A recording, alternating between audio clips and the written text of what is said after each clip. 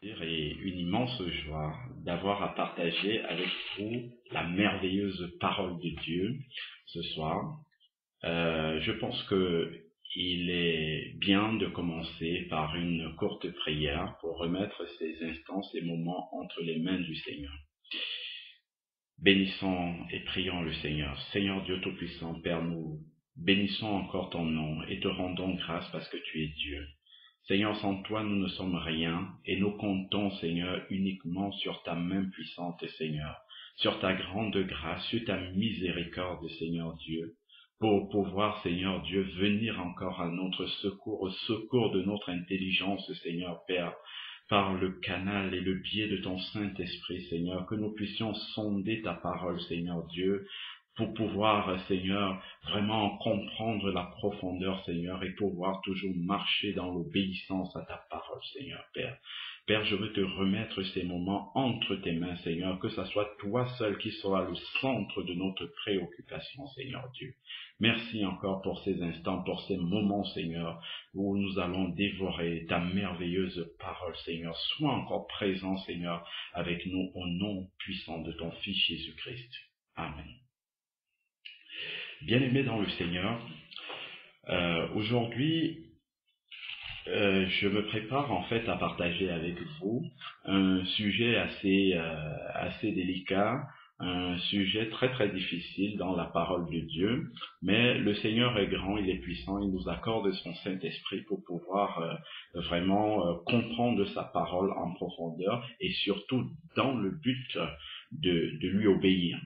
Voilà, donc c'est lors d'un partage, d'une discussion avec mon épouse qui m'a sollicité en fait pour que je puisse lui expliquer, lui donner des précisions par rapport au thème du mariage et du remariage selon la parole de Dieu que le Seigneur progressivement m'a mis à cœur de pouvoir partager ce message souvent très mal compris avec les personnes qu'il aime et qu'il chérit dans son cœur, que vous êtes, vous qui allez suivre cette vidéo. Alors, en ce qui concerne la question de savoir si un chrétien peut divorcer et se marier, on observe souvent deux positions comme ça qui s'opposent. La première position, les premiers en fait sont souvent remplis de sentiments humains et c'est par ces sentiments humains-là en fait qu'on va dire que le Seigneur demande de faire telle ou telle chose, prend telle ou telle décision, mais cela ne s'appuie pas souvent réellement dans les profondeurs de la parole de Dieu. Donc souvent, on va dire, mais on ne comprend pas, mais pourquoi le Seigneur demande à quelqu'un de rester tout seul, ne pas se marier? Parce que simplement, on va ressasser comme ça, on va dire, mais telle personne, il a tellement souffert, il a été abandonné par son mari, il a été rejeté, et on va simplement s'appuyer et dire, mais non, Dieu est tout puissant, il ne peut pas laisser cette personne, il est amour, il ne peut pas laisser cette personne rester toute seule comme ça. Et c'est simplement sur des raisonnements comme ça qui s'appuient sur des sentiments humains qu'on va pouvoir en tirer une conclusion. Bien entendu, Dieu est compatissant, Dieu est amour et il ne peut pas laisser sa créature comme ça dans la détresse. Mais seulement il faut savoir aussi que Dieu est saint et Dieu est intègre, c'est-à-dire que Dieu a donné sa parole et il veille sur sa parole pour qu'elle soit accomplie et surtout que les personnes obéissent à cette parole-là. Et Dieu ne va pas changer sa parole pour un cas particulier ou pour un autre, mais il va pouvoir expliquer et tendre la main pour montrer comment sortir de cette situation. La deuxième position, de l'autre côté, on a des personnes plutôt souvent maladroites qui vont présenter le commandement de Dieu avec beaucoup de condamnation, de ferveur, et présentant ainsi Jésus comme un tortionnaire qui a donné un commandement et qui n'a aucune compassion pour comprendre la souffrance humaine. Ça aussi, c'est pas vraiment ce que Dieu veut que nous comprenions au travers de sa parole. Moi, quand je vois ces deux positions-là un petit peu s'opposer, je reviens dans la parole de Dieu. Parce que vous savez, seule la parole de Dieu est capable de nous donner la sagesse, la compréhension, comment faire, comment aborder les choses, comment présenter la volonté de Dieu d'une façon compatissante et remplie d'amour. Et le modèle que nous avons dans la parole de Dieu, c'est Jésus-Christ, qui est le premier et le modèle en tout. Prenons la parole de Dieu que nous allons lire dans le chapitre 8 de l'évangile de Jean, à partir du premier verset jusqu'au 9e verset. Lisons la parole de Dieu. Le Seigneur nous dit, au travers de sa parole, Jésus se rendit au mont des Oliviers, mais dès le matin, il se rendit de nouveau dans le temple, et tout le peuple vint à lui. Il s'assit et les enseignait. Alors, les scribes et les pharisiens amenèrent une femme surprise en adultère. Les scribes et les pharisiens ramenèrent une femme surprise en adultère, la placent au milieu et disent à Jésus, « Maître, cette femme a été surprise en flagrant délit d'adultère. Moïse, dans la loi, nous a prescrit de lapider de telles femmes. Toi donc, que dis-tu » Il disait cela pour le mettre à l'épreuve, afin de pouvoir l'accuser. Mais Jésus se baissa. Là, voilà vraiment l'attitude qui, dans ce texte-là, retient véritablement mon attention. On amène une femme pécheresse devant Jésus. Le péché d'adultère, c'est un péché abominable aux yeux du Seigneur. C'est un péché dont la loi de Moïse condamnait la lapidation, c'est-à-dire la mise à mort, pour montrer vraiment à quel point ce péché est grave aux yeux de l'Éternel. Mais Jésus se baissa et se mit à écrire avec le doigt sur la terre. La question est difficile. La loi de Dieu est là. On ne peut pas transgresser la loi de Dieu. Mais de l'autre côté, il y a une femme pécheresse, il y a une âme que Jésus veut sauver. Et c'est cette démarche-là que nous devons avoir. Il y a la parole de Dieu, il y a le péché en face, mais Jésus veut sauver quand même l'âme du pécheur. Voilà, Jésus écrivait à terre, recherchant auprès de son Père la sagesse. Comment montrer la volonté de Dieu, comment exprimer la volonté de Dieu, mais en restant compatissant et dans l'amour. Comment sauver cette âme pécheresse-là sans transgresser la parole de Dieu? Ça, c'est l'équation que Jésus devait résoudre. Il ne voulait pas seulement se soustraire de ses détracteurs, mais c'était surtout aussi pour sauver cette âme-là que Jésus avait besoin de rechercher la sagesse de son Père. C'est pour ça qu'il a pris un instant, un moment pour véritablement rester connecté afin de pouvoir donner la solution de Dieu.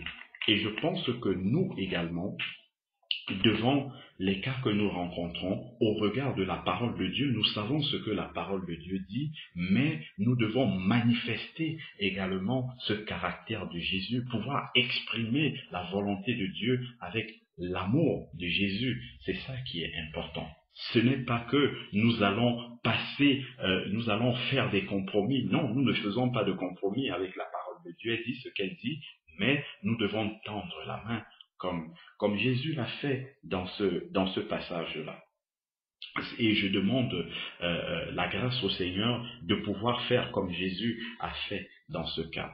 Je rappelle que nous étudions aujourd'hui, au regard de la parole de Dieu, la question du mariage et du remariage pour les chrétiens. Le premier constat que nous pouvons faire, c'est que les statistiques du taux de divorce sont les mêmes dans le monde et chez les chrétiens.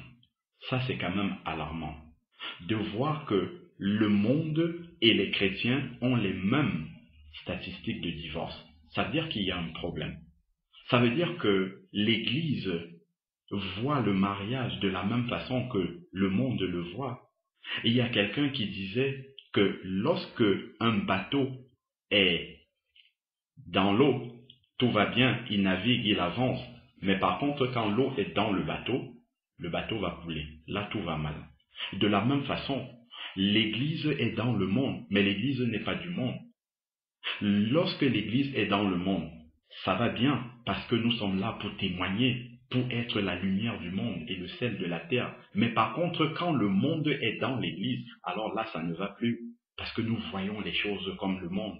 Nous ne voyons pas les choses comme Dieu les voit. Voilà pourquoi nous arrivons à ces chiffres-là qui reflètent exactement le monde. Comme si Dieu ne nous a pas donné sa sagesse. Encore pour beaucoup de chrétiens, que représente le mariage? Le mariage, c'est, voilà, deux personnes, on se met ensemble pour fonder simplement une famille, pour avoir des projets ensemble, tant que tout va bien, tant qu'on s'entend. Mais le jour où on ne s'entend plus, voilà, où les problèmes vont commencer. Mais ça ne va pas plus loin que ça. Malheureusement, les chrétiens n'ont pas cette vision spirituelle, le regard de Dieu par rapport au mariage. Mais ça, il faudrait que ça change. La portée spirituelle du mariage, c'est quoi? C'est parce que le chrétien ne saisit plus cette portée spirituelle qu'aujourd'hui on a cette confusion-là. Quand on dit qu'est-ce que la Bible nous dit par rapport au divorce et au remariage des chrétiens, on dit ben non, c'est pas possible, Dieu ne peut pas avoir dit ça. Parce qu'on a une vision humaine des choses, on a une vision mondaine même du mariage, malheureusement. Et ça, le Seigneur veut nous ramener dans le cœur de sa parole afin que nous puissions voir les choses en tant que chrétiens comme Dieu aussi les voit. Quel est donc le regard de Dieu par rapport au mariage? Qu'est-ce que Dieu pense du mariage? Comment Dieu définit et considère le mariage? Pour cela, nous allons déjà aller dans le livre de la Genèse, dès le chapitre 2 au verset 18. Dans le livre de la Genèse, Genèse 2, verset 18. Alors, l'Éternel Dieu dit, il n'est pas bon que l'homme soit seul. Il n'est pas bon que l'homme soit seul. Je lui ferai une aide qui sera son vis-à-vis. L'Éternel Dieu forma du sol. Bon, je vais passer du verset 21 au verset 24 pour que l'on comprenne. Dieu, dès le commencement, dit il n'est pas bon que l'homme reste seul, je lui ferai une aide qui lui soit semblable. Donc on voit déjà que dans le cœur de Dieu, il y avait justement ce besoin que l'homme soit accompagné, que l'homme ne soit pas tout seul. Lisons au verset 21 de Genèse 2. Alors l'Éternel Dieu fit tomber un profond sommeil sur l'homme qui s'endormit et prit une de ses côtes et referma la chair à la place. Verset 22. L'Éternel Dieu forma une femme de la côte qu'il avait prise de l'homme et il l'amena vers l'homme. Et l'homme dit, cette fois, c'est l'os de mes os. Voilà comment le mariage, en fait, l'histoire de l'humanité commence par un mariage dans le jardin d'Éden. Et nous pouvons lire encore dans le livre de l'Apocalypse, Apocalypse 19, du verset 7 au verset 9, lisons Apocalypse 19, ça c'est l'apothéose même de l'histoire de l'humanité. Nous voyons que l'histoire de l'humanité a commencé par un mariage en Éden, et au moment de l'apothéose même de l'histoire de l'humanité, dans le livre de l'Apocalypse, nous voyons encore que nous sommes en présence d'un mariage. Apocalypse 19, du verset 7 au verset 9, réjouissons-nous, soyons dans l'allégresse et donnons-lui gloire, car les noces de l'agneau, les noces, il s'agit d'un mariage, ce sont des noces ici, les noces de l'agneau sont venues et son épouse s'est préparée. Verset 8, il lui a été donné de se vêtir de fin lin éclatant et pur. Le fin lin, ce sont les œuvres justes des saints. L'ange me dit, écris, heureux ceux qui sont appelés au festin des noces de l'agneau. Puis il me dit, ce sont les paroles véritables de Dieu. Donc nous voyons que dès le commencement de l'histoire de l'humanité, Dieu a eu à cœur de mettre en place le mariage, et à l'apothéose de l'histoire de l'humanité, encore un mariage entre Christ et son épouse. Cela nous révèle véritablement que le mariage est vraiment au centre du cœur même de Dieu. Le mariage occupe une place centrale dans le cœur de Dieu. C'est pas quelque chose que Dieu prend à la légère. Nous voyons au travers de ces deux passages que Dieu a mis un point d'honneur dans sa création en ce qui concerne le mariage. C'est donc quelque chose de sacré pour Dieu. C'est quelque chose de très important et nous devons avoir le même regard sur le mariage que Dieu. Allons maintenant dans Éphésiens 5 pour voir comment dans le Nouveau Testament la Bible nous parle du mariage. Éphésiens 5 du verset 22 au verset 27. Éphésiens 5, verset 22 nous dit, « Femmes, soyez soumises chacune à votre mari comme au Seigneur.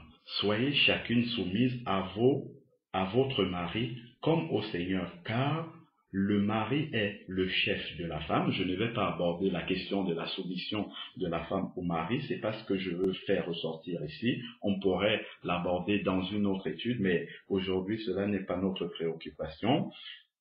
Car le mari est le chef de la femme, comme Christ est le chef de l'Église, qui est son corps et dont il est le sauveur.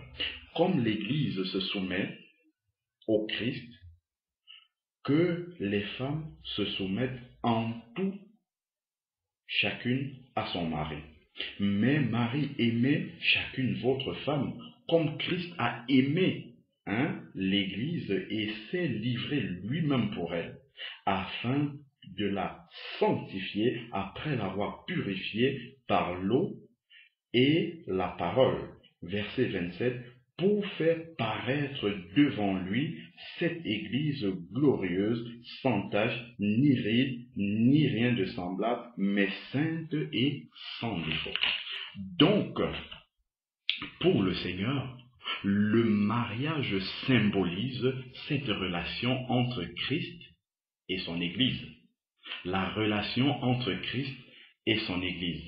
À ce stade déjà, quand nous comprenons que le mariage représente justement cette relation entre Christ et son Église, déjà aborder même la question du divorce, ça ferait frémir déjà, parce que le symbole du divorce, ça c'est dans le domaine naturel, mais si nous regardons l'équivalent, si nous le projetons dans le domaine spirituel, parler de divorce, ça veut dire rompre la relation entre Christ et son Église. Là, nous en saisissons déjà toute la gravité aux yeux de Dieu. C'est ce que ça représente de divorcer. C'est pratiquement la rupture de relation entre Christ et son Église. Imaginez-vous, Christ abandonner son Église, couper et rompre sa relation avec son Église. Que deviendrons-nous si nous sommes abandonnés de Christ?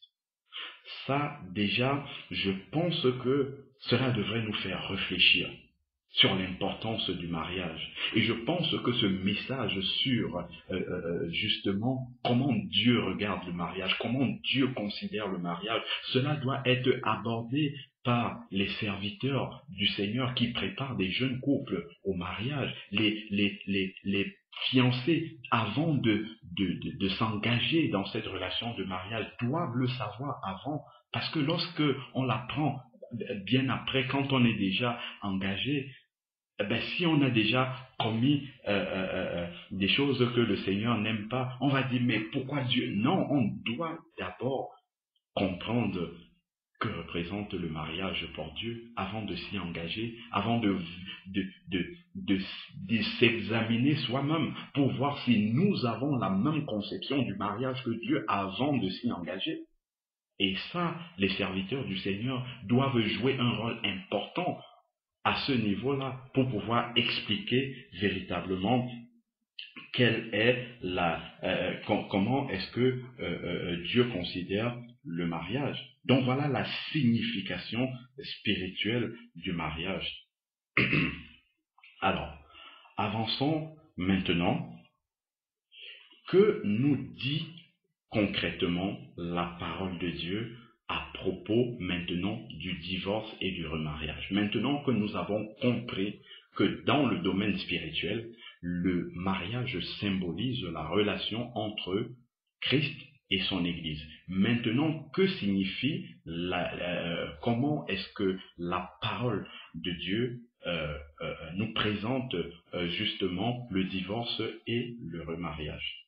Nous devons fonder toujours notre foi dans la parole de Dieu.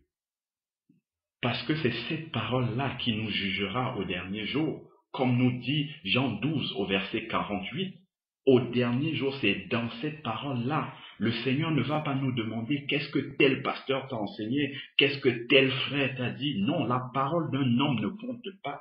C'est la parole de Dieu seul qui compte. Voilà pourquoi nous devons fonder notre foi. Nous devons enraciner notre foi dans la parole de Dieu. Nous devons toujours rechercher ce que nous enseigne la parole de Dieu. Allons-y lire dans Jérémie 17 au verset 5. Il y a un verset intéressant là. Jérémie 17 au verset 5. Ainsi parle l'Éternel. Maudit soit l'homme qui se confie dans l'être humain. Notre foi ne doit pas s'appuyer sur ce qu'un être humain a enseigné, sur ce qu'un être humain a dit, parce que les paroles des hommes passent, mais la parole de Dieu ne passera jamais, et elle sera là au jour de l'éternité, au jour du jugement. C'est cette parole qui sera encore là. Et le verset poursuit, maudit soit l'homme qui se confie dans un être humain qui prend la chair pour appui, et qui écarte son cœur de l'Éternel.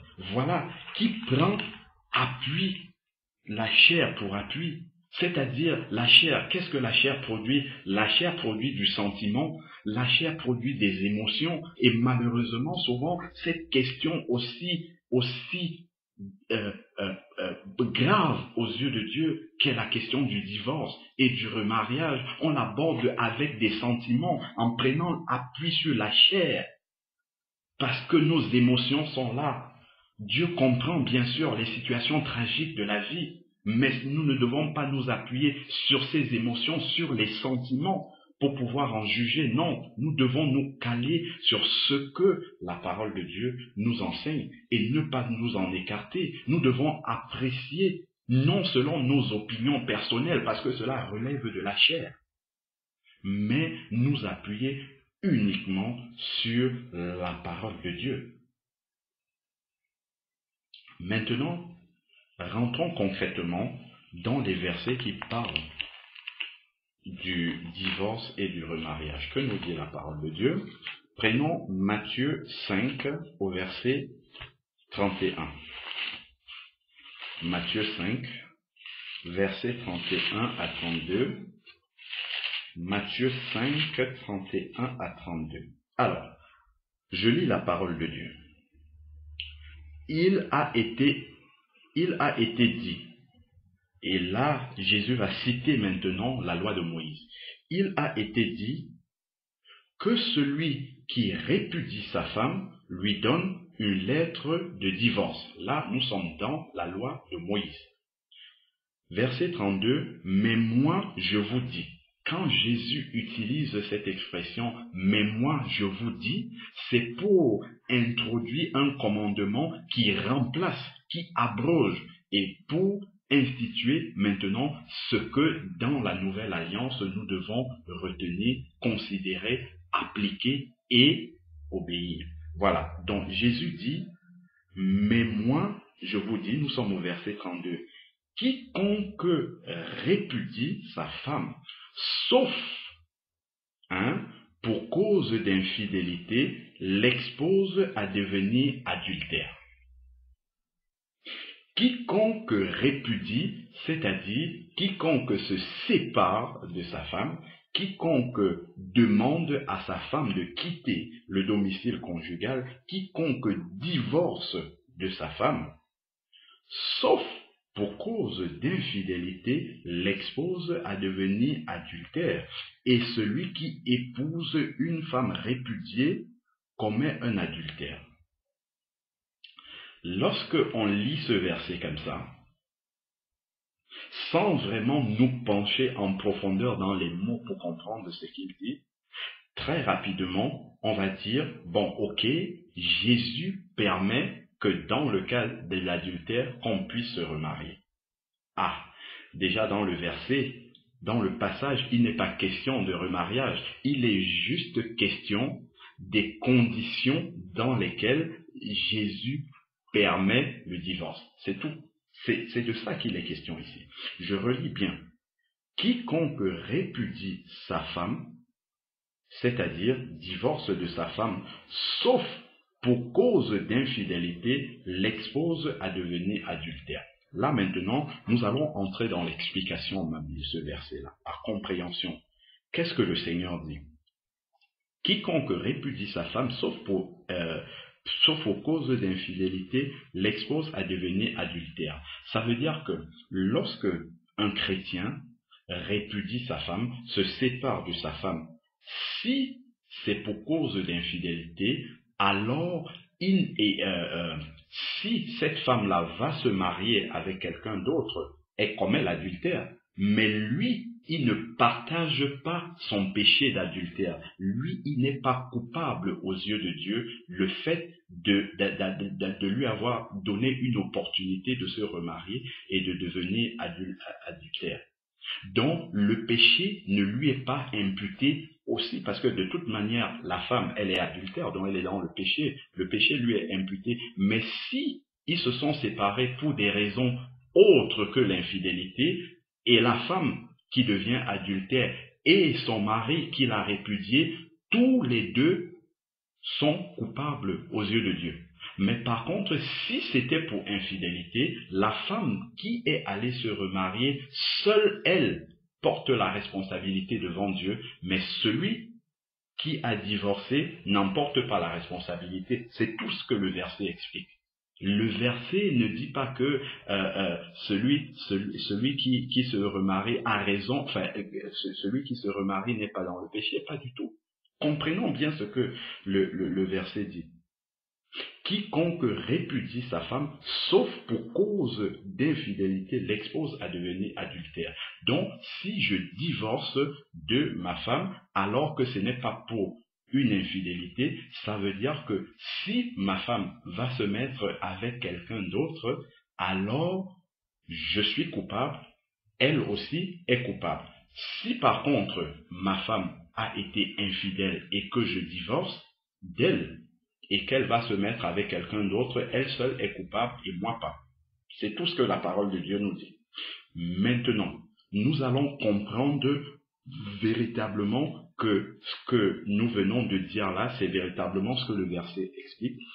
Et celui qui épouse une femme répudiée commet l'adultère. Et là, il n'y a aucune condition.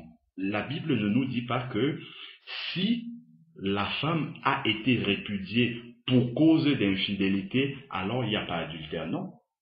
La Bible nous dit simplement que celui qui épouse une femme répudiée, quelles que soient les raisons, le monsieur qui épouse cette femme qui a été répudiée, il commet un adultère, peu importe si c'est que son mari avait commis une infidélité et c'est ce pourquoi elle est partie, c'est quand même un adultère, c'est ce que le verset nous dit, et c'est justement cette deuxième partie du verset qui apporte toute la clarté dans ce passage-là.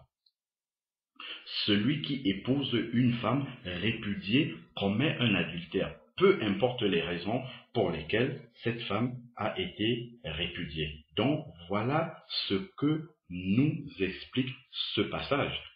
Et c'est bien clair, parce que déjà même, projetons-le dans le domaine spirituel. Le Seigneur permet quand même que dans certaines conditions, que l'on puisse divorcer. Ça veut dire que le Seigneur comprend même déjà les raisons de notre cœur. Parce que si nous le renvoyons dans le domaine spirituel, à chaque fois que nous commettons un péché, à chaque fois que nous désobéissons au Seigneur, en fait, c'est une infidélité que nous faisons au Seigneur. Mais la Bible nous dit dans 1 Jean 1,9 que si nous lui confessons nos fautes, nos péchés, il est fidèle et juste pour nous les pardonner. Le Seigneur ne nous pose aucune condition pour nous pardonner nos péchés. De la même manière, dans le couple, la solution que le Seigneur nous recommande de mettre en application, c'est de pardonner. C'est de pardonner. Imaginons-nous que à chaque fois que nous commettons une infidélité au Seigneur, c'est-à-dire à chaque fois que nous péchons, si le Seigneur devait divorcer de nous, qu'allait-il se passer? Que deviendrons-nous? Nous serions des candidats pour la géhenne à chaque fois, à chaque péché que nous commettons. Mais le Seigneur, à cause de la dureté de notre cœur, nous permet même de divorcer. Mais la question du remariage, c'est autre chose. C'est une autre question qui n'est pas abordée ici, sauf qu'on nous dit que si l'un des conjoints va se mettre avec quelqu'un d'autre, il est adultère. Peu importe les raisons ici, il est adultère. La femme qui va se mettre avec quelqu'un d'autre ayant été répudiée, elle est adultérine, et le monsieur qui l'épouse aussi est adultère. C'est ce que la parole de Dieu nous dit. N'allons pas chercher autre chose. Évoluons maintenant dans la parole de Dieu et prenons un autre passage. Nous allons prendre dans le livre de Marc 10, de 11 à 13. Alors, Marc 10, de 11 à 13. Marc 10, verset 11 nous dit, « Il leur dit, quiconque répudie sa femme et en épouse une autre commet un adultère envers la première.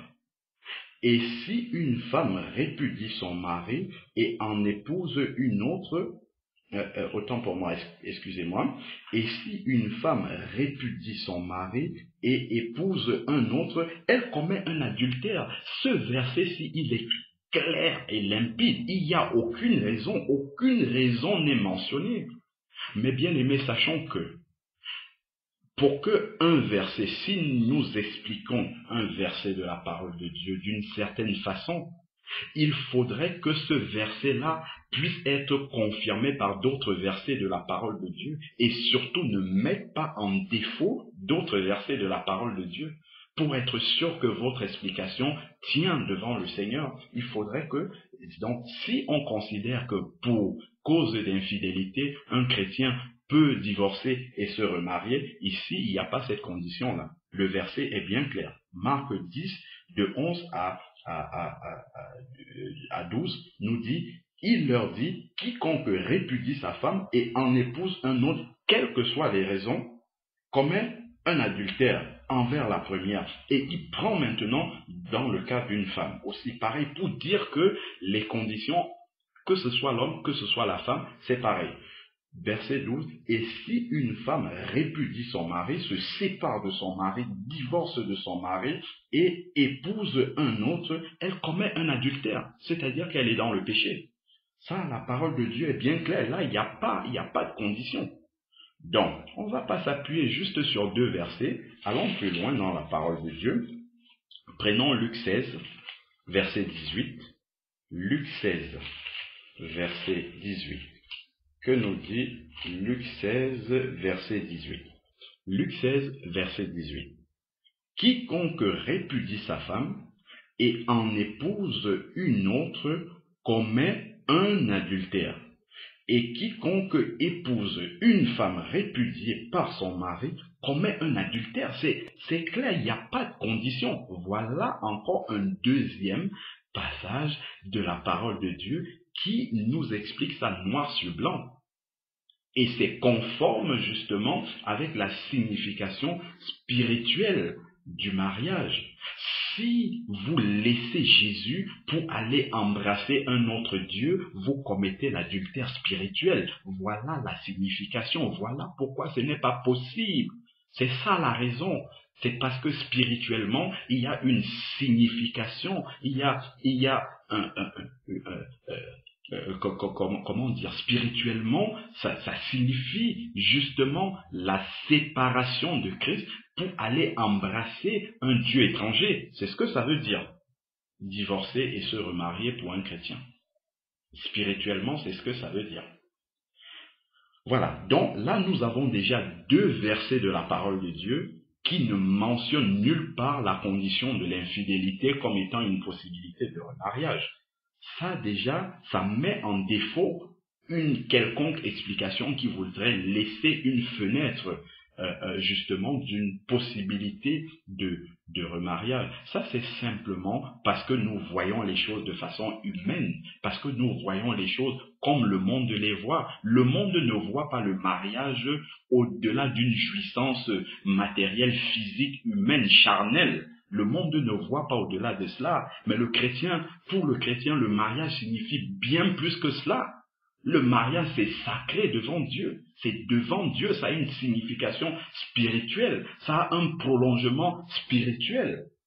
Pour le chrétien, ça devrait représenter autre chose. Voilà pourquoi il est carrément scandaleux, d'un point de vue spirituel, j'entends par là, de constater que le taux, les statistiques de divorce dans les milieux chrétiens sont exactement les mêmes que dans le monde. Il n'y a pas de différence. C'est qui le sel de la terre? C'est qui la lumière du monde? Aujourd'hui, c'est vraiment dommage.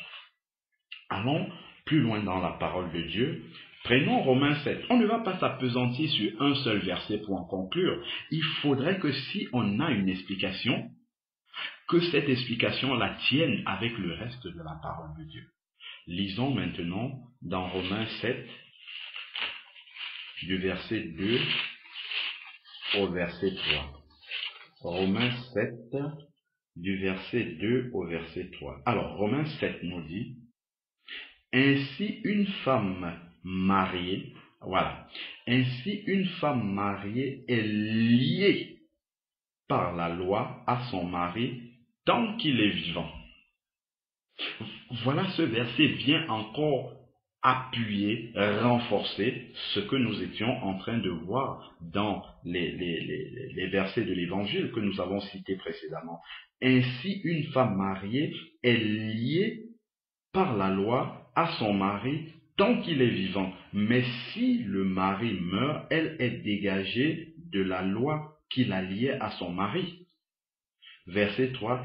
Si donc du vivant, vous voyez, normalement, le verset 2 permet déjà de comprendre tout. Mais le verset 3 vient préciser pour qu'il n'y ait pas d'ambiguïté. Si donc du vivant de son mari, elle devient la femme d'un autre homme, elle sera appelée adultère. Mais si le mari meurt, elle est libérée de la loi. Elle n'est donc pas adultère en devenant la femme d'un autre. Donc, ce passage-ci ne mentionne nullement une quelconque condition pour se remarier tant que le conjoint dont on est divorcé est encore vivant. Il y a aucune condition qui est mentionnée ici. C'est écrit noir sur blanc. Tant que le conjoint dont on s'est séparé est toujours vivant, ça veut dire que devant Dieu, ce mariage-là est toujours légal. Pour Dieu, je ne dis pas d'un point de vue de la loi des hommes. C'est pas la loi des hommes qui va nous juger au dernier jour. C'est la loi de Dieu, c'est la parole de Dieu. Et la parole de Dieu nous dit que tant qu'il y a un conjoint survivant, le mariage est toujours valable aux yeux de Dieu. N'oublions pas, le mariage représente la relation spirituelle entre Jésus et son Église.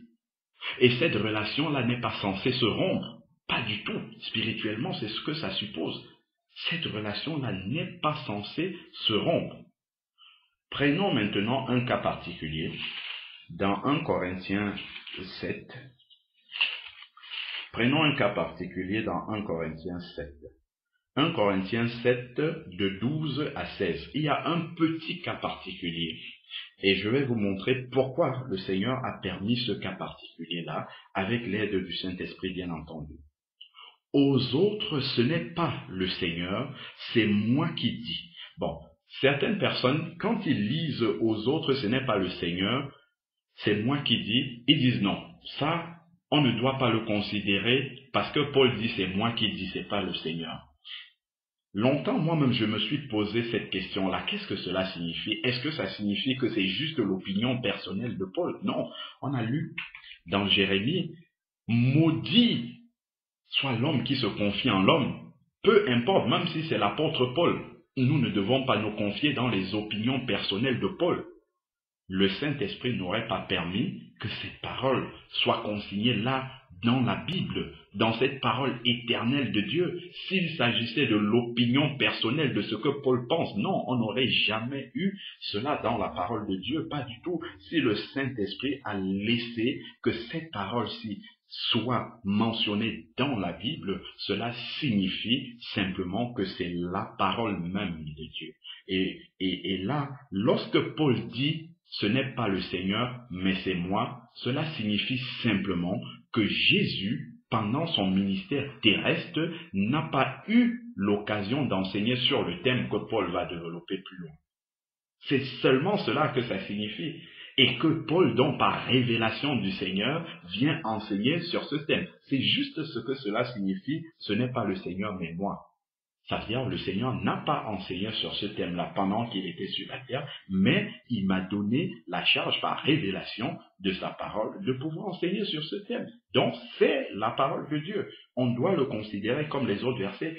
D'ailleurs, à la fin du chapitre 7 de 1 Corinthiens, il dit « Or, moi aussi je pense avoir l'Esprit de Dieu. » Or, une parole, s'il a l'Esprit de Dieu, ça veut dire que ces paroles sont inspirées par cet Esprit de Dieu. Or, l'Esprit de Dieu, c'est elle qui a inspiré toute la parole de Dieu. Voilà pourquoi c'est la parole de Dieu, parce qu'elle est inspirée par l'Esprit de Dieu. Donc, cette parole-ci, c'est la parole de Dieu, c'est pas la parole de Paul. Alors, Paul nous dit, si un frère a une femme non croyante et qu'elle consente à habiter avec lui, qu'il ne la répudie pas.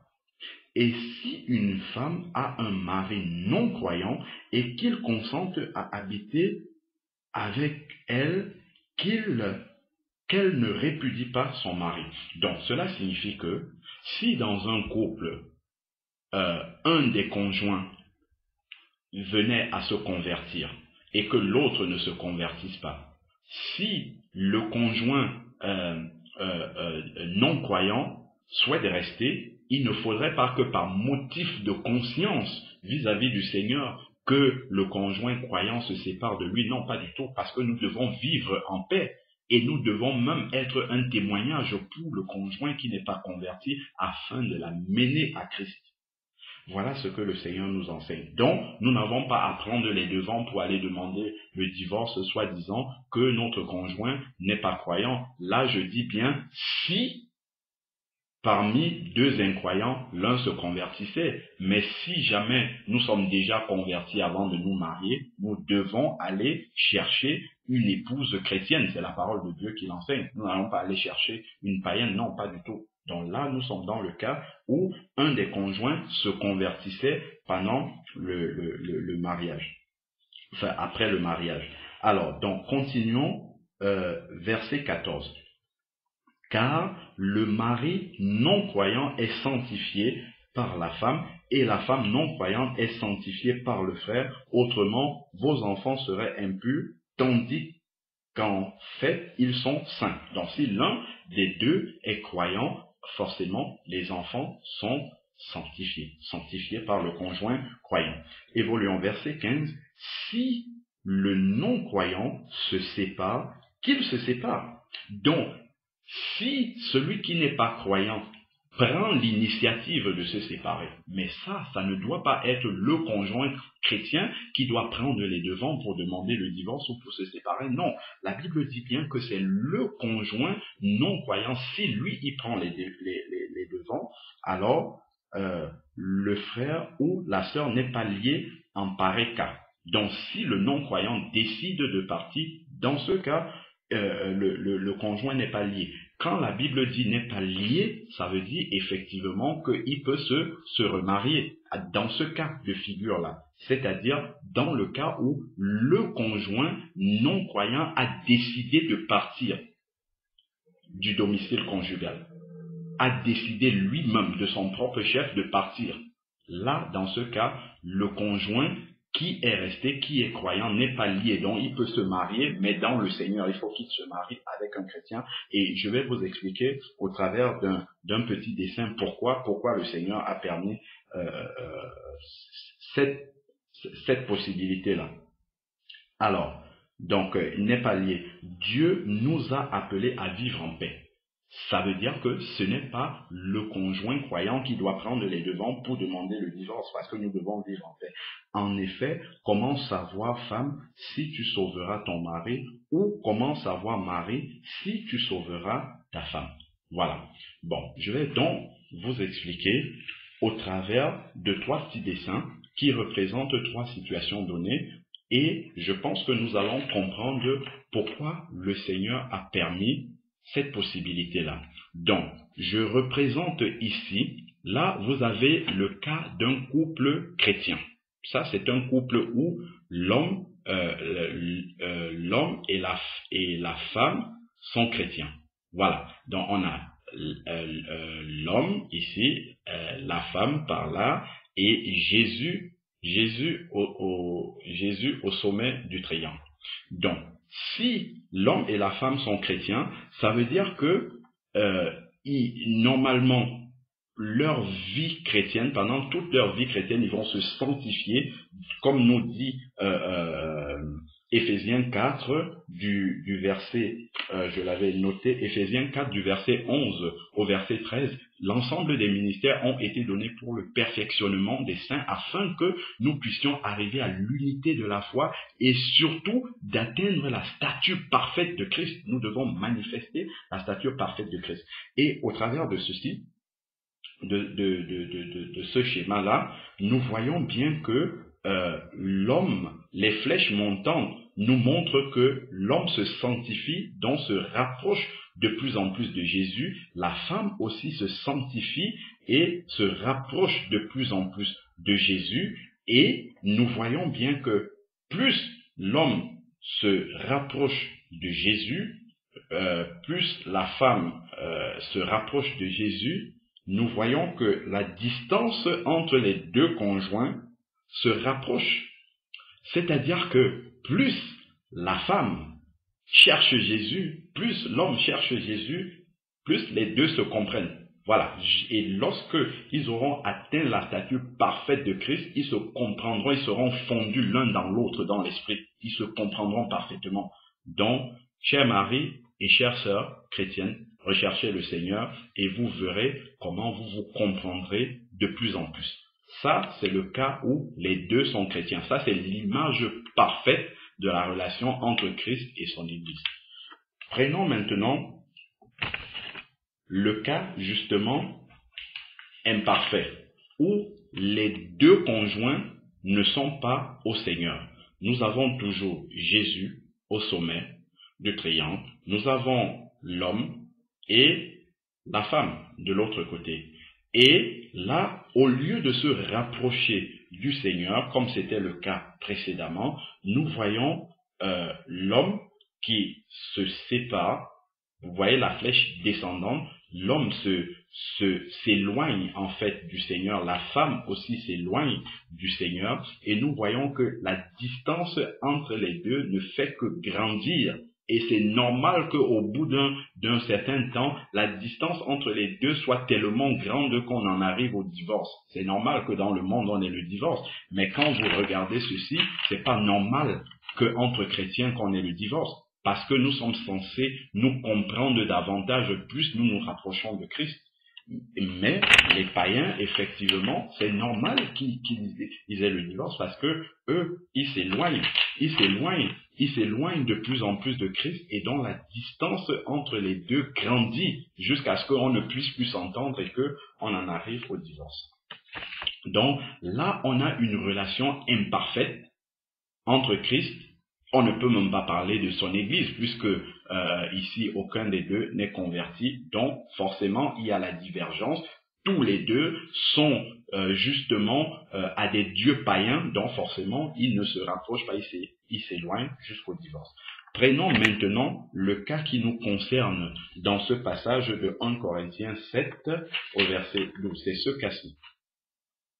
Ce cas de figure, on a toujours Jésus, on a la femme qui, elle, est chrétienne, et on a l'homme qui, lui, est païen et pas converti. Alors, nous voyons la flèche descendante du côté de l'homme, ici. Cette flèche descendante nous montre que l'homme s'éloigne de Jésus et la femme chrétienne, elle, se rapproche de Jésus. Regardez la distance entre les points verts et les points bleus. Nous voyons que plus la femme va se rapprocher de Jésus, plus la distance va aussi grandir avec son mari païen, puisque son mari païen, lui, s'éloigne de Jésus. Donc, nous l'avons ici. Plus son mari païen s'éloigne de Jésus, plus la distance entre les deux va grandir. Donc, si le mari ne se rapproche pas, par contre, si la femme, justement, a un bon témoignage auprès de son mari, et que son mari, au lieu de s'éloigner de Jésus, se rapproche plutôt de Jésus, la distance entre les deux va baisser jusqu'à ce que le mari se convertisse. Mais si, par contre, le mari persiste à s'éloigner de Jésus, la distance entre les deux est toujours plus grande.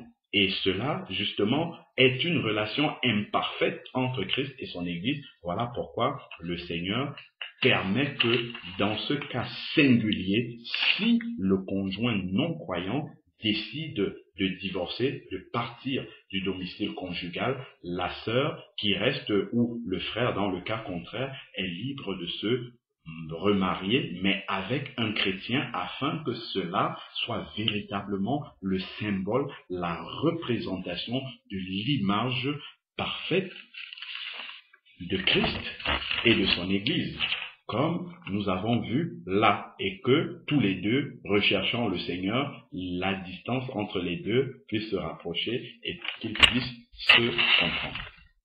Voilà pourquoi le Seigneur a permis cette possibilité-là. Évoluons dans la parole de Dieu. Maintenant, laissons ce cas particulier et restons dans la question du divorce et du remariage dans le cas général entre chrétiens. Alors, donc, prenons 1 Corinthiens 7 toujours. Prenons maintenant le verset 10 au verset 11. Nous dit, « À ceux qui sont mariés, j'ordonne, non pas moi, mais le Seigneur. Non pas moi, mais le Seigneur, que la femme ne se sépare pas de son mari. » En effet, on a vu dans les évangiles que le Seigneur avait enseigné sur ce sujet-là. Il a dit, c'est à cause de la dureté de votre cœur que Moïse vous a même permis de donner une lettre de divorce. Donc ici, il dit, à ceux qui sont mariés, j'ordonne, non pas moi, mais le Seigneur, que la femme ne se sépare pas de son mari. Si elle est séparée, suivons bien. Si elle est séparée, donc le Seigneur, lui, il ne veut pas que la femme se sépare de son mari et vice-versa, il ne veut pas que le mari se sépare de sa femme. Ce que le Seigneur nous demande de faire, c'est de faire comme lui il fait avec nous, chrétiens, c'est-à-dire qu'il pardonne. Voilà. Donc, mais si le cas arrive, si elle est séparée, qu'elle demeure sans se marier ou qu'elle se réconcilie avec son mari et que le mari ne répudie pas sa femme. Donc, le Seigneur laisse une seule possibilité, soit le conjoint reste sans se marier, soit il se réconcilie, soit la réconciliation, soit sans se marier. Ici, il n'est pas mentionné que si c'est dans le cas d'une infidélité, alors dans ce cas, le Seigneur permet de se remarier. Non, pas du tout. Ici, il n'y a pas de condition. Il est juste dit que si elle est séparée, qu'elle demeure sans se marier ou qu'elle se réconcilie avec son mari et que le mari ne répudie pas sa femme. Voilà ce que la parole de Dieu nous enseigne.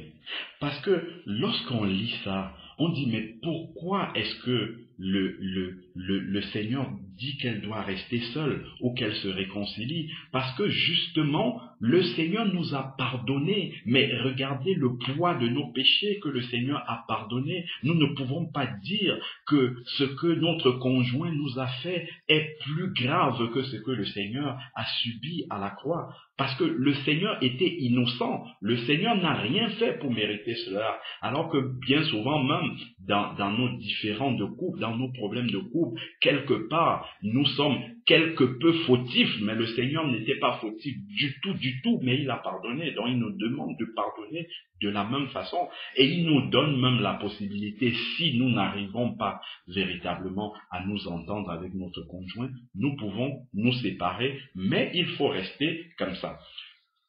Quand on réfléchit charnellement, avec la chair, on dit « Oh, pourquoi le Seigneur ne permet pas? Le Seigneur est trop dur. Pourquoi le Seigneur ne permet pas qu'on se remarie ?» Si le Seigneur permettait effectivement au conjoint qui est resté de se remarier, qu'est-ce que ça signifierait? Ça voudrait dire que le Seigneur donne l'autorisation à un chrétien d'aller, ça je traduis maintenant dans le domaine spirituel, si le Seigneur permet à un chrétien de se remarier, c'est la carte blanche qui lui donne en même temps de pouvoir aller adorer des dieux étrangers sans que cela ne gêne le Seigneur. Comprenons bien, bien-aimés, que spirituellement, cela est une abomination. Le Seigneur n'acceptera jamais, le Seigneur est un Dieu jaloux. Le Seigneur n'acceptera jamais que nous allions voir que nous allions adorer un Dieu étranger. Paul nous dit dans 2 Corinthiens 11:2 qu'il nous a fiancés à un seul époux. Pas à deux, pas à plusieurs, non, à un seul. Dont le Seigneur ne peut pas le permettre, parce que si le Seigneur permet qu'on se remarie, cela signifierait qu'il nous donne l'autorisation d'aller vers des dieux étrangers et de pouvoir les adorer sans aucun problème. Regardons même maintenant 1 Corinthiens encore 7 au verset 39. 1 Corinthiens 7 verset 39 nous dit « Une femme est liée », c'est-à-dire n'a pas le droit de se remarier. Une femme est liée aussi longtemps que son mari est vivant. Donc, si on ouvre l'opportunité, même dans le cas d'infidélité, ça veut dire que ce verset-ci ne tient pas. Or, un verset de la parole de Dieu ne peut pas contredire un autre verset. Tous les versets doivent pouvoir se tenir sans que l'un ne rentre en contradiction avec l'autre pour qu'on soit vraiment dans une explication réelle de la parole de Dieu. Une femme est liée aussi longtemps à son mari, une femme est liée aussi longtemps que son mari est vivant, mais si le mari est décédé, elle est libre de se marier à qui elle veut, seulement que ça soit dans le Seigneur. Il faut que l'un des conjoints soit décédé pour que le remariage soit possible. Néanmoins,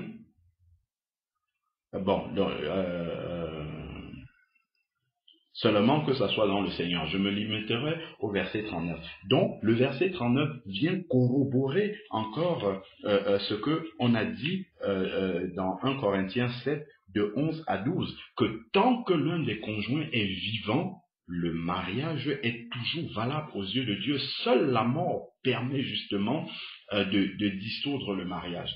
Encore même, lorsque nous regardons dans le domaine spirituel des choses, normalement, Christ est lié avec son Église jusque dans l'éternité. La relation entre Christ et son Église ne va pas s'arrêter dans l'éternité, elle se poursuivra dans l'éternité. Donc, normalement même, le mariage entre un homme et une femme devrait se poursuivre jusque dans l'éternité. La femme et le mari devraient normalement être liés jusque dans l'éternité.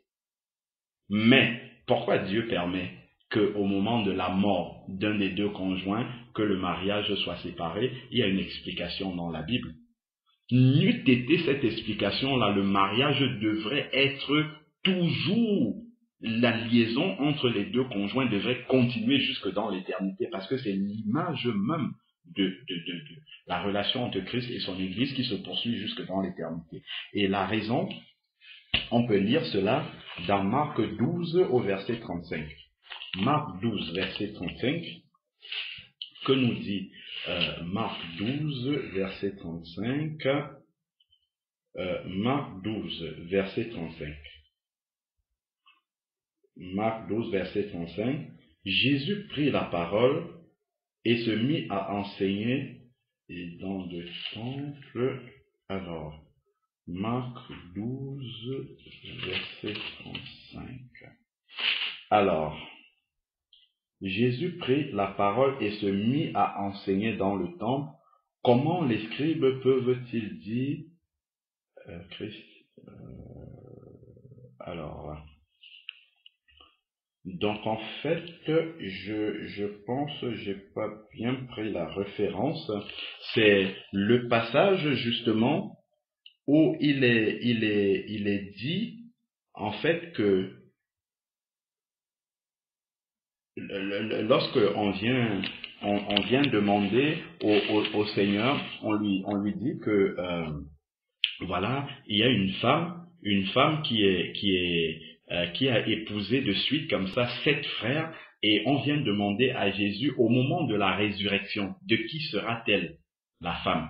Et Christ va dire, non, le mariage c'est pour la terre, mais dans le ciel, dans l'éternité, nous serons comme des anges. Le mariage ne va pas exister là-bas. C'est juste pour cette raison-là, vous retrouverez le passage vous-même. J'ai pas la bonne référence ici.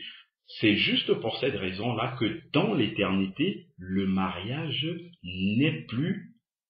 C'est juste pour cela, parce que le mariage n'existe plus dans l'éternité, que Dieu permet que, au moment de la mort, que le conjoint survivant ne soit pas lié. C'est la seule raison. C'est la seule raison. Donc, nous devons savoir maintenant, bien-aimés dans le Seigneur, que Dieu est grand, Dieu est compatissant. Souvenons-nous de Romains 8 au verset 28, qui nous dit que tout concourt au bien de ceux qui aiment Dieu. Si Dieu nous donne un tel commandement, que nous devons rester avec la même femme jusqu'à la fin de notre vie, nous ne devons pas divorcer et nous remarier, c'est parce que cela en même temps représente la relation entre Christ et l'Église, comme on a compris. Et nous savons que Christ vient chercher une Église sans tache, ni ride, ni rien de semblable. Et si Christ permet le mariage et le divorce et le remariage entre chrétiens, cela viendrait justement ternir, cela viendrait amocher l'image de la relation entre Christ et son Église. Son épouse ne serait plus sans tache ni ride. Imaginez-vous le jour d'un mariage. Avez-vous déjà vu une épouse avec une belle robe blanche mais pleine de taches? Non, pas du tout. Non, la robe de la mariée est toujours impeccable, blanche, sans aucune tache. Voilà pourquoi Christ ne permet pas, ne veut pas, la parole de Dieu ne permet pas que l'image du mariage soit entachée comme ça, malgré les difficultés de la vie, soit entachée justement par le divorce. Encore, quand Christ nous demande de ne pas divorcer et se remarier au travers de sa parole, c'est encore pour nous faire du bien et nous protéger. Je sais que ça peut choquer ce que je suis en train de dire, mais selon la parole de Dieu, celui qui commet l'adultère en divorçant et en se remariant, puisque la Bible nous explique que c'est un adultère, il commet l'adultère dans le monde naturel, cela l'expose à commettre l'adultère spirituel, c'est-à-dire l'idolâtrie. Et ça, c'est biblique. Ça, c'est dans la parole de Dieu. Nous pouvons lire cela. Prenons Malachie, nous allons prendre Malachie 2, la fin du verset 15 et le verset 16. Malachie 2, fin du verset 15 et verset 16. Alors,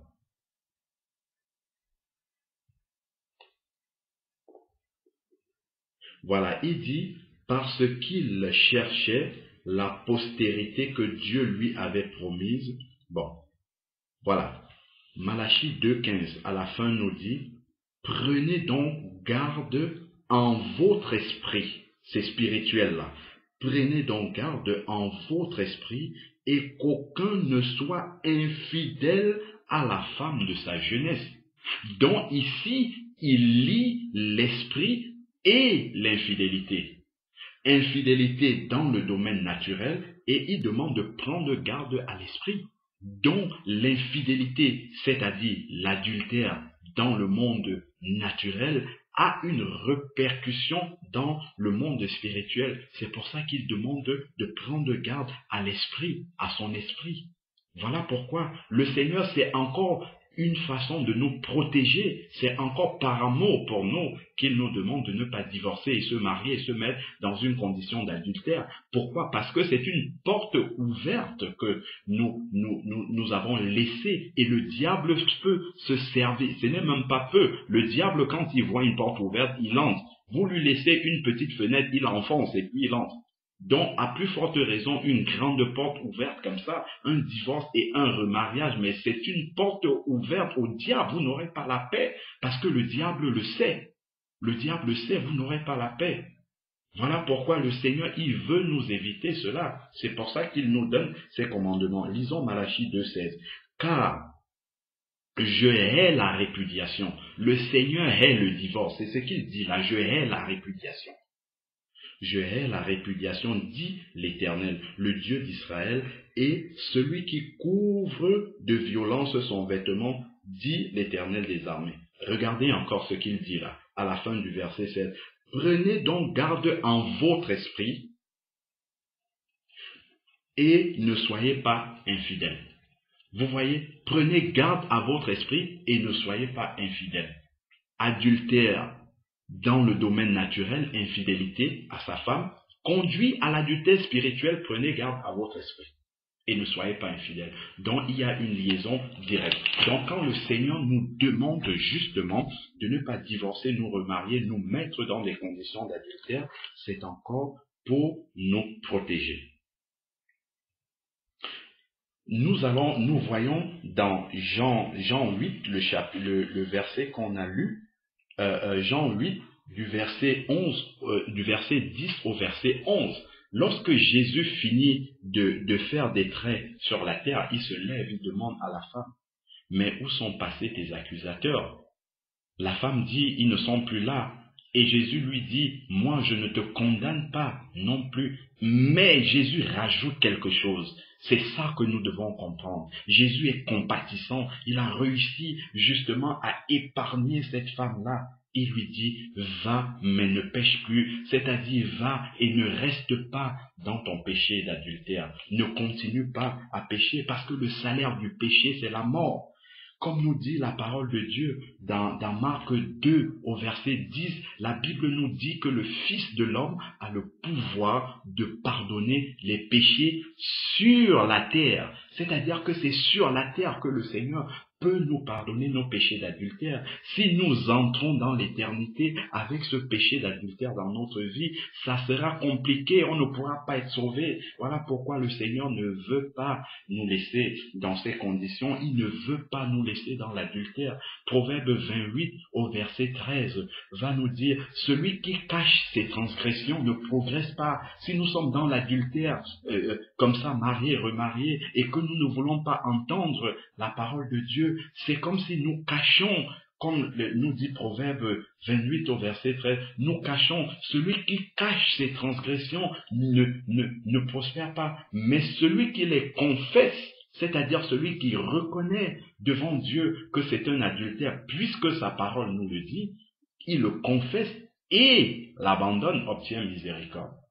Maintenant, je comprends tout à fait au regard de la parole de Dieu que cela peut être très compliqué, très complexe au niveau humain pour pouvoir rechercher la solution de Dieu, mais Dieu a toujours une solution. Dieu a toujours une solution. Bien-aimés, ne jouons pas avec la parole de Dieu. Il nous dit dans Luc 16, au verset 17, qu'il est plus difficile au ciel et la terre de passer, mais qu'un iota de sa parole, qu'une virgule seulement de sa parole ne disparaisse. Cette parole-là, nous l'avons lue. Nous avons lu dans le Nouveau Testament, cela est valable pour nous. Ne nous laissons pas séduire par les hommes, ne nous laissons pas tromper par des hommes, ne recherchons pas à obtenir le crédit des hommes qui vont même nous bénir dans les assemblées en disant oui c'est bon, c'est un mariage que Dieu reconnaît. Non, c'est reconnu par les hommes. Pourquoi? Parce que ça ne cadre pas, ça ne respecte pas la parole de Dieu. Bien-aimés, ne nous fondons pas sur ce que les hommes nous ont dit. Entrons dans les Écritures et regardons ce que la parole de Dieu nous dit. Si nous venons avec ce péché, peu importe la situation dans laquelle nous sommes, le Seigneur a toujours une porte de sortie pour ses enfants. Si nous voulons obéir au Seigneur, le Seigneur va nous montrer le chemin. Il va nous montrer la solution. Prions, entrons dans la prière, recherchons la face du Seigneur. Là, je parle maintenant à mes frères, mes sœurs bien-aimés qui pourraient être dans le cas du divorce, du remariage, justement, et que vous êtes chrétiens. Entrons dans la prière. Recherchons recherchez la face du Seigneur dans la prière et le Seigneur vous montrera comment procéder pour ne pas rester dans cette situation. Le Seigneur vous donnera son calendrier pour pouvoir sortir de cette situation-là et ne pas venir en jugement devant lui parce que Dieu ne veut pas cela. Dieu l'a expliqué dans sa parole. Si vous êtes baptisés dans le Saint-Esprit, voilà, ça sert à cela. Priez abondamment en langue, chantez en langue, chantez dans des langues nouvelles, afin que Dieu vous remplisse de son Saint-Esprit. Et lorsque vous serez remplis de son Saint-Esprit, vous allez discerner, comme nous dit Romains 12 au verset 2, vous n'allez pas marcher selon la mentalité de ce monde, vous n'allez pas faire comme le monde fait. Mais vous allez discerner la volonté de Dieu qui est bonne, agréable et parfaite. Dieu va vous conduire vers cette solution-là. Dieu a une solution. Bien-aimés, regardez à Jésus. Jésus a une solution. Ne regardons pas avec les yeux humains. Je sais que les situations peuvent être très très compliquées, très très difficiles. Des mariages, remariages où il y a des enfants, il y a des biens en commun, mais Dieu a une solution. Si Dieu a donné sa parole, il a aussi une solution pour cela. Soyez tous bénis au nom de Jésus et que le Seigneur, si vous êtes dans cette condition-là, puisse vous montrer la solution, comment en sortir pour que l'image de la relation avec Christ et son Église soit toujours aussi belle que la parole de Dieu le souhaite. Prions le Seigneur. Seigneur Dieu Tout-Puissant, Père Dieu, merci encore pour ces moment que tu nous as donné de sonder ta parole. Seigneur, tu vois comment ce sujet peut être pénible et difficile d'un point de vue humain, Seigneur. Mais nous savons que toi aussi tu donnes la force, Seigneur, pour pouvoir en sortir. Seigneur Père, je te prie de porter sous tes ailes, Seigneur Dieu, mes frères, mes sœurs bien-aimés qui se trouvent peut-être dans des situations de divorce et de remariage, Seigneur Père. Tu connais, Seigneur, les peines qu'ils pourraient traverser, Seigneur, en décidant d'obéir à ta parole. Seigneur, mais je sais, j'ai la conviction que tu es un Dieu de gloire. Si c'est pour obéir à ta parole, Seigneur, j'ai la conviction que tu prendras, Seigneur, sous tes ailes ces bien-aimés, Seigneur, et que tu les amèneras en douceur dans ton plan, Seigneur, pour qu'ils puissent refléter véritablement ta gloire. Que tu penseras toi-même, Seigneur, les plaies éventuellement ouvertes, parce que je sais que quand c'est pour mettre en application ta parole, obéir à ta parole, Seigneur, il n'y a pas de plaies, parce que c'est toi-même qui fais le travail, et tu le fais en profondeur, Seigneur. Bénis, guéris les cœurs, Seigneur, des bien-aimés qui peut-être ont déjà pris cette décision, sont peut-être, Seigneur, en train de sortir de cette situation. Seigneur, je te prie de les fortifier, de les bénir, de leur donner un avenir avec toi, Seigneur, un avenir glorieux, Seigneur Jésus. Merci encore, Père, au nom puissant de ton Fils Jésus. Seigneur, je te remets tous ceux et celles qui écouteront ce message, Seigneur, que vraiment, Seigneur, ta paix puisse reposer dans leur cœur au nom puissant de Jésus-Christ. Amen. Soyez tous et toutes bénis au nom de Jésus.